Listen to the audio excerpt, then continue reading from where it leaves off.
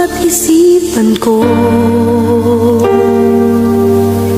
Ikaw ang tawag ng pag-ibig ko. Ikaw ang siyang lahat sa buhay ko.